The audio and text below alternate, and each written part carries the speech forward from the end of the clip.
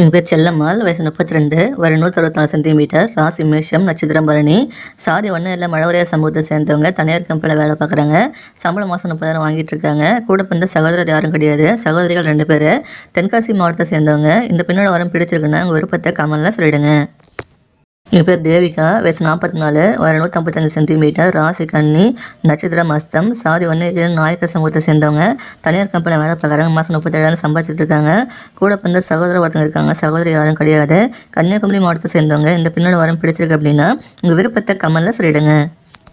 எங்கள் பேர் ஹரிணி. வயசு 38. வயது 166 சென்டிமீட்டர். ராசி கும்பம். நட்சத்திரம் சதயம். சாதி ஒன்றில் உடையார் சமூகத்தை சேர்ந்தவங்க. அரசாங்க வேலையில் இருக்காங்க. சம்பளம் மாதம் 20,000 வாங்கிட்டு இருக்காங்க. கூட பிறந்த சகோதர ஒருத்தங்க இருக்காங்க. சகோதரி யாரும் கிடையாது. மயிலாடுதுறை மாவட்டத்தை சேர்ந்தவங்க. இந்த பெண்ணோட வரம் பிடிச்சிருக்கு அப்படின்னா உங்கள் விருப்பத்தை கமெண்ட்ல சொல்லிடுங்க. எங்கள் பேர் சந்திரலேகா. வயசு 35. வயது 168 சென்டிமீட்டர். ராசி மகரம். நட்சத்திரம் அவிட்டம் 2ஆம் பாதம். சாதி ஒன்னிரு நாயக்கர் சமூகத்தை சேர்ந்தவங்க. அரசாங்க வேலை இருக்காங்க. சம்பளம் மாதம் 38,000 வாங்கிட்டு இருக்காங்க. கூட பிறந்த சகோதரர் யாரும் கிடையாது. சகோதரி ஒருத்தங்க இருக்காங்க. கரூர் மாவட்டத்தை சேர்ந்தவங்க. இந்த பெண்ணோட வரம் பிடிச்சிருக்கு அப்படின்னா உங்கள் விருப்பத்தை கமெண்ட்ல சொல்லிடுங்க.